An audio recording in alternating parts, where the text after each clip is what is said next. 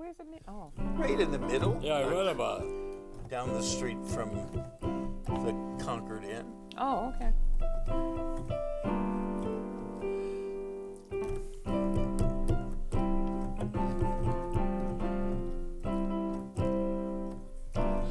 You know, it's a good thing this is an unrehearsed show, because we carefully made a playlist in which this was the second number. So if I'm looking very confused here,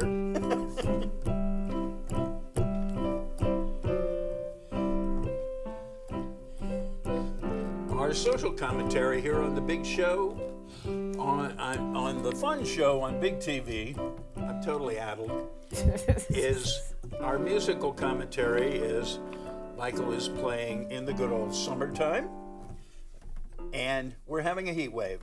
We're commenting on the fact that it is almost the end of September, this being September 25th, and it was about 85 degrees today. 90-something yesterday. I went to a football game wearing a light crimson sweater, and I had to take it off halfway through the thing because it was too hot. Too hot. Too hot. Tell you about hot football games. They had a hot football game down in Foxborough on Sunday, where for some reason the Patriots went into total hibernation for almost the entire second half, and then went, oh, hey, let's win this thing. Won it on the last play of the game. So that was interesting. You can't say they don't give their A thriller. their attendees a show. Yes. The cardiac kids. Yes. Cardiac If they kids. stay, did everybody stay? Yeah. I didn't stay. Oh, I didn't recall getting a shot of the stands to tell me if they were there. Did stay. I mean, I certainly am very unlikely to ever attend a professional football game in person again. I think if it was a weeknight, they might have gotten up and left because people have to go to work, Yeah. the next day. Well, some people need to go to work on Monday. But you figure this was a Sunday afternoon game, so even if they would have still gotten home early Yeah. enough. True. I guess if they'd had the 4 p.m. start or something, Right. it would have been a different thing. Anyway, the most interesting thing on the football screens yesterday was the 2,000% increase in the number of players, coaches, owners, etc., protesting Don John the First's intemperate tongue and total misconstruction of the purpose and meaning of the United States. And unfortunately, Mr. Kraft's response was very weak. Very weak. He's covering his derriere. Yeah, just barely. He covered his derriere like a Kardashian. But He lost weight, though. you like that one. He was disappointed in the tone. And then he went on to say that politics was divisive. Politics in and of itself is not divisive, Can I but say the man divisive? you chose to support Can I was say divisive. divisive? You can say divisive, absolutely. That's one of those words. Do it. Tomato. You say tomato and I say say tomato. divisive. You say potato and I say potato. Divisive. And the following line, the audience would probably like. Let's call the whole thing There you off. go, the whole thing off. Now, among the things that happened, I thought it was interesting. I think there were 17 Patriots kneeling. But one of the ones I liked was in Nashville, Tennessee, the Seattle Seahawks, coached by the most corrupt man in football, Pete Carroll, and the Tennessee Titans. Neither team emerged from their locker room for the anthem, You think they were which I pummeling? think is a particularly cowardly version of, and meaningless version. But, and one of the things that didn't get a lot of coverage is that the singer of the national anthem out in the middle of the field, all alone, not a player on the field, with a guitar accompanist, a young woman, at the end of the anthem, they both went down to one knee, They which didn't, I thought was really cool. but did they go down on the guitar on one knee? What? I mean, suppose they stepped on the guitar with their knees. I think a professional guitar player can keep his knee off the His guitar. All right, okay.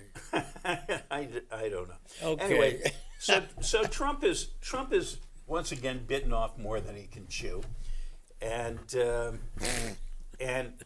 he actually I think he got more response than he did from Kim Jong Un.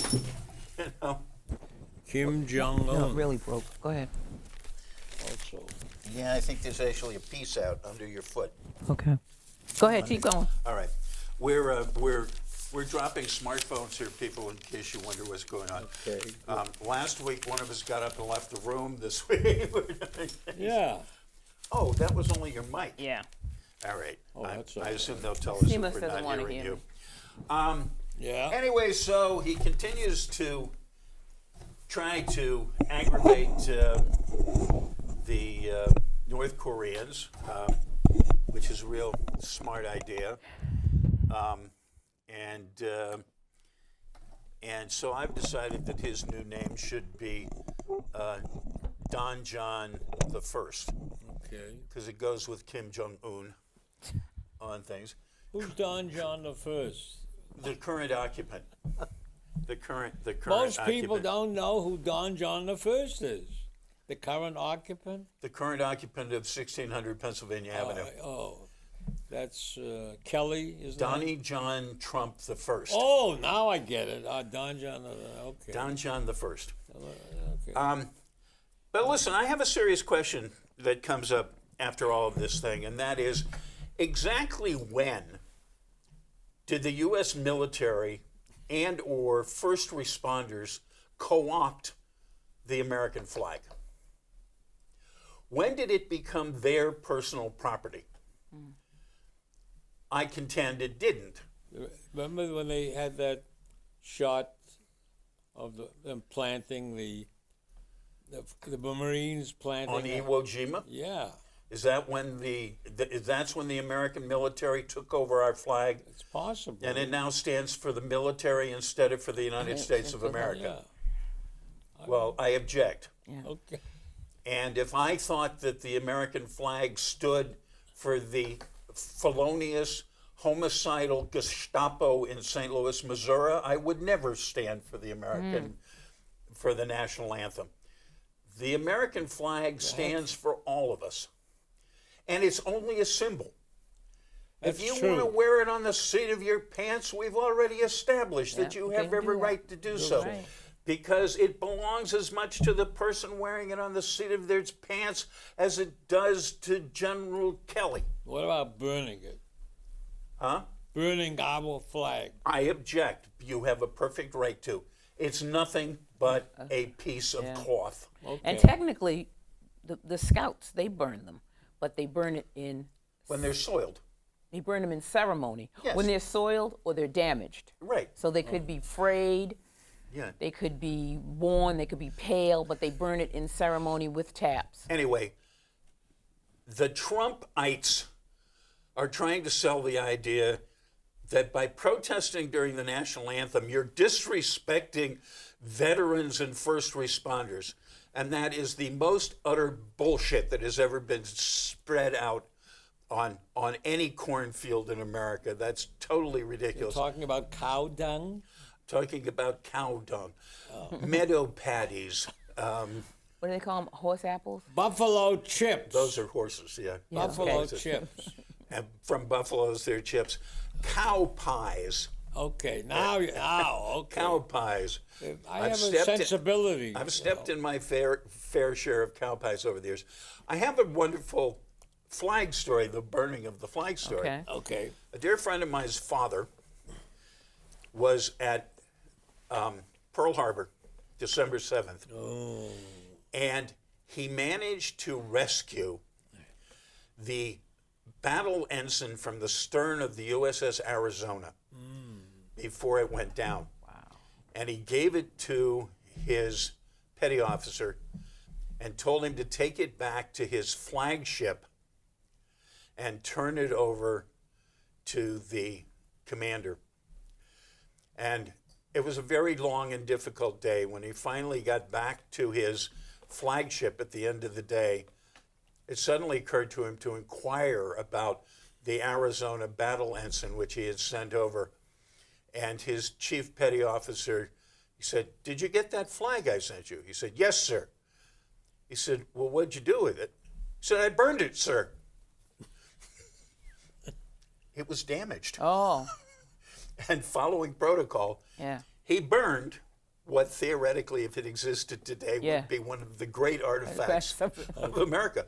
But the rules say burn- a damaged flag Yeah. gets burned. Very So he good got story. back, and in the middle of the attack on Pearl Harbor, this warrant officer said, "Oh, damaged flag, burn it." Yeah.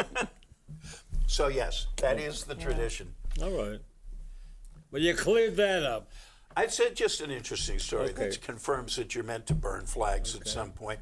And so if you burn them a little early, Well, because I mean, the scouts free have a speech. they have a certain time of the year where you. they save them up and they have a big deal. Yeah. You went apple picking. I did. I went up to Canterbury, New Hampshire, and I report to you that I did not see much color in the trees.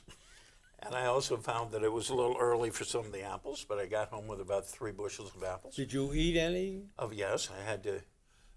My daughter and I had a little trouble telling a couple of the trees apart, so we were reduced to tasting Good. the apples to find out. All right. I don't know why we had so much trouble telling the difference. The shape doesn't is no distinguishing shape. Shapes, but you know, the difference in many shapes are subtle, you know. And even trying to tell the difference between ginger golds and yellow and golden delicious, you know, or it's a anyway. But folks, he makes great apple. I make Sauce. good applesauce. Never fewer than 7 varieties of apples at a time in things. So, yes, I did that. I managed to find my way home. Went to a lovely that's good. lecture by a fellow on the 4 stolen cannons that were the reason that the British marched to Concord. The reason he particularly was going after those is that they were stolen from under his nose right on the Boston Common. Oh. They belonged to the, I think they belonged to the they belonged to Paddock's Artillery Company, the militia I thought you were artillery going to company. say the ancient and honorable. It wasn't the Ancient and Honorable, in fact, but they were the only 4 brass cannons in Massachusetts at the time. So that, anyway, it was an interesting. John Bell is the fellow's name. John Bell. John Bell has a very, very interesting blog called Boston 1775. I think I know him.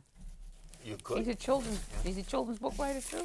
He's probably written a few Okay. at that level on the Revolution. Okay. But he writes a blog every single day, another interesting story from Massachusetts in the Revolution. So Boston 1775, which is interesting. So That's the name of his Would blog. you say Yes, that okay. Mark Zuckerberg got manipulated by the Russians and Facebook? well, I think that would be a charitable conclusion.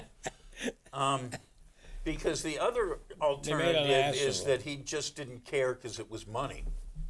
Well, that was in know. the New York Times. And there was a too. thing today that I didn't quite read that was contending. Mike, just leave it alone. What did you just hit? I just started programming something. Okay, there you go. We're having a great day today, folks. Yeah. Nutcracker. Zuckerberg. There was showed up on my computer today a story about how Obama had warned Zuckerberg that he was becoming a vehicle for fake news, and apparently being advised of this by the President of the United States had no particular No. impact on him No impact. on things. So, was he taken advantage of, or did he, like, unfortunately, many Make million money. billionaires just not care. Yeah. I mean, the one thing I can say about Mark Zuckerberg is that I have been to something in excess of 45 Harvard commencements in my life, and the only speaker I ever walked out on was Mark Zuckerberg.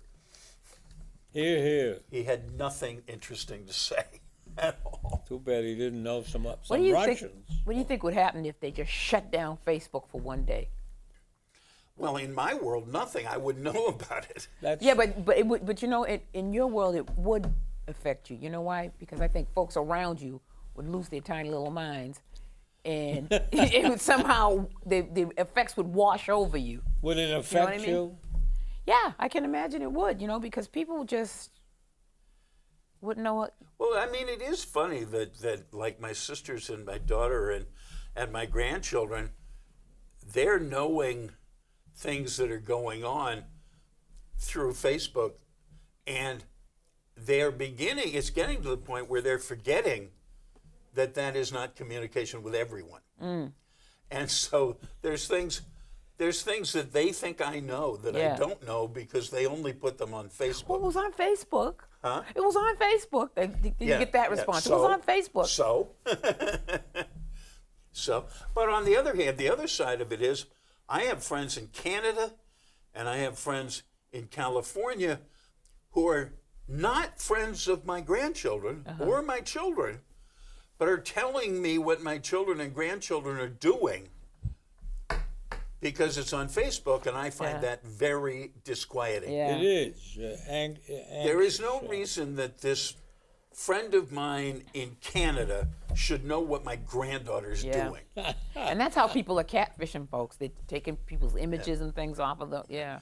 But, I mean, so I don't really know, because to me it would have absolutely, Yeah. I'd be unaware if it went down, but I'd love to see it happen. Yeah. I'd Well, love to how see do you it happen. feel about Obamacare and the vote coming up? I just can't wait to see it, you know, their bid against it fail again. Well, it seems pretty sure. Seems pretty sure to fail. The funny thing about that is one of the reasons it will fail is Rand Paul, and the irony is that Rand Paul intends to vote against it because it's not draconian enough for him. I mean, what Rand Paul wants is he wants just to cancel health insurance. Yeah. Right. You know, if you can't afford it, you don't get it. That's what Rand Paul, and he's holding out for that. He's voting against their thing because it doesn't. Go far enough. So if you can't afford it, It just just die. doesn't. It doesn't just kill Right. sick people, which is what he wants. That's what he wants. You know, If you haven't got it, die. I mean, Rand Paul's only concern with the poor and the homeless is if he has to step over them on the way to work. There you go. Time?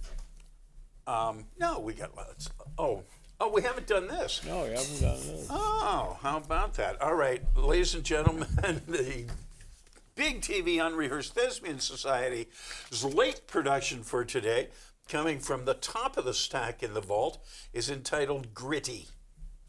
Gritty action.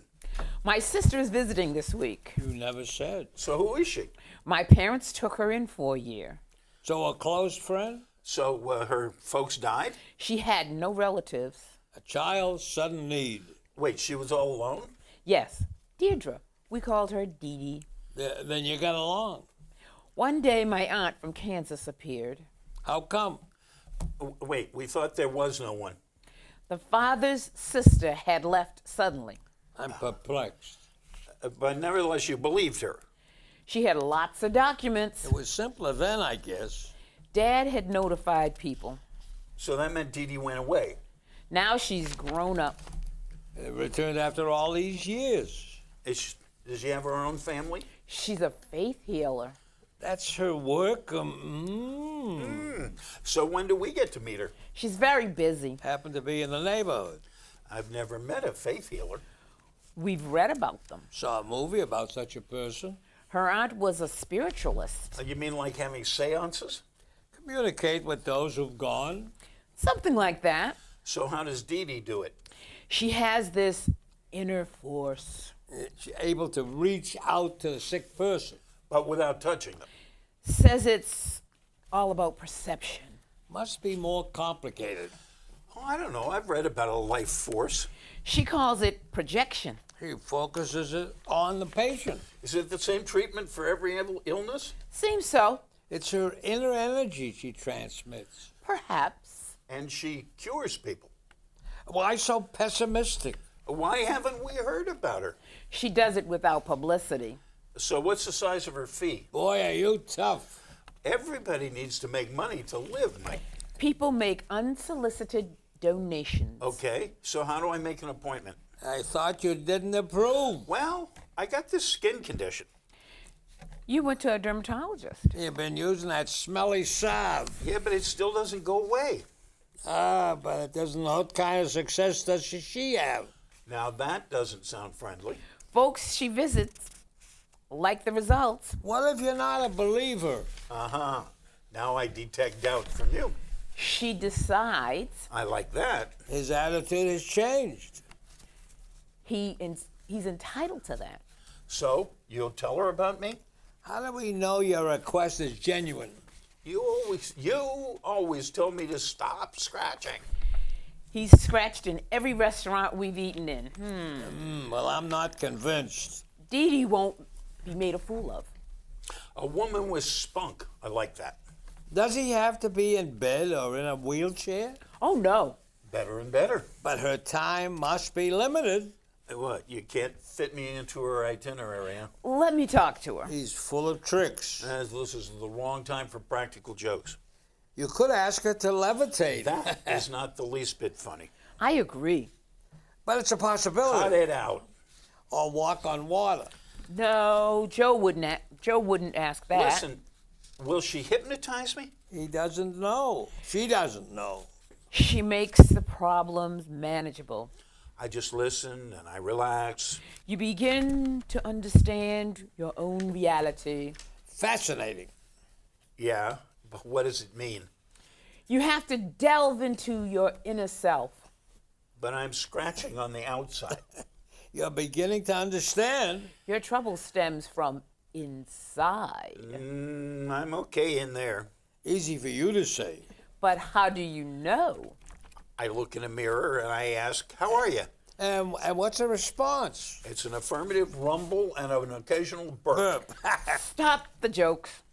We're serious. Look, I'm the one who's scratching. You're reacting to stimuli. Something you were not aware of. But at least you're willing to face it. Listen, you guys, I'm in great shape. I think he's sweating myself. Don't hide it, Joe. Remember, if you can't tell us, Look, okay, maybe she can help me. That's a positive sign. bully for you. But she can only help you if you want to help yourself. I'm ready. Yeah, but is it for real? Has to come from a desire deep down. I am ready. He's faking. Is it him or that mirror reflection? Look, he's ready too. Well, maybe. Hasn't scratched once lately. I can't disagree. So you'll approach Dee Dee? I'll do my best. Does she have a cell phone? Don't worry, I'll speak to her for you. Why can't I just email her? This is not a digital treatment. But it's going to happen. But Dee Dee will see me. I'm certain. He's just got this feeling inside. Yeah, it's no longer a scratch. It's a stomach ache. Blackout. Blackout. Okay. All right, so Now- that's it. We almost forgot that, folks. Yeah, almost. Okay. Now, among the deceased, we always have our necrology here, was Jake LaMotta, Jake LaMotta, passed away, Raging Bull. 95. 95 Not years bad. old. And who was the other one? You Oh, mentioned- Bernie Casey. Oh, there was Bernie another Casey. guy who lived He here did the movie, I'm Gonna in Get You, Sucker. Massachusetts. Danucci. And yeah. Joe DiNucci a couple of weeks ago, Yeah. which is a tie-in. I don't know if he ever fought LaMotta, but No. they both fought Sugar Ray Robinson. And Joe DiNucci, the longtime auditor of Massachusetts, who had been a boxer, and the way things worked, there were 3 or 4 former world-class boxers on the court officer staff at the State House on things, so that you had. There was something in the news about there was this something about him giving a nephew or somebody a job, some nepotism thing, and it's still on the books. It still hasn't come to a decision. Oh, really? Yeah. And Joe must have been out for the last 20 Yeah. years or something like that. Well, these things happen. So among the other people who passed away that particularly appealed to Michael was Dr. Edmund Egger II, who it appears from my cursory reading of his obit that his major contribution was systematizing and figuring out the dosage, the safe and effective dosages of anesthesia. Well, So you have to go under. That's important. you want to come back. Yeah, that's it. For millions of people. Yeah, no. I mean, when you're meant to be out, you want to be out, Yeah. and then you want to come back. Yeah. The two. That's very good. I like that. I mean, when they started with anesthesia, considering the ordeal of having surgery without anesthesia, you probably were willing to risk it a Yeah. lot more, on things. But and don't think, Boston's always been associated with anesthesia, the Yeah, ether yeah. dome, and one thing and another. Ken Burns revisits Vietnam, and Is that a new show that's running now? it's Yeah, it's been it's on a the couple of brand weeks new. now. It's on. It's a TV documentary. On PBS. I've Yeah, been a watching lot. some of it, but I thought it was a rerun. Oh. No, I it think it's isn't. It's, well, It's a rerun from my life. yeah, he took stuff from all these newsreels and used it. Some Yeah. a lot of that, and I kind of like it. I think it's a good chance to revisit the history that we weren't happy It is. with. I must admit, however, that I'm very glad that that I couldn't pass the physical and I didn't end up going there. If I read the old clock on the wall correctly, Michael, it's about time that we start our finale. Okay. Oh, I gotta. Wait a minute. No, I don't. Unfortunately, it's playing some sort of loop Nutcracker. thing. You- There it is. Okay. Now, Now let's see if it'll play. No. No, no. Oh, there you go. you figured it out, Maestro. Good night, Irene. Good night, Irene. Irene, good night. Irene, good night. We'll see you in our dreams. In October. Good night, Irene. We're glad you're home. Good night, everybody. From the Fun Show here at Big TV. With a little bit of luck, we'll be here next week, same time, same station. October 2nd. Without- Will be October 2nd. All right. Sounds good to me. Yeah. Okay. And you don't have smelly salve either. I use it too, Smelly Sov? Yeah. Yeah, I like the big S on the label. Smelly Smelly Sov.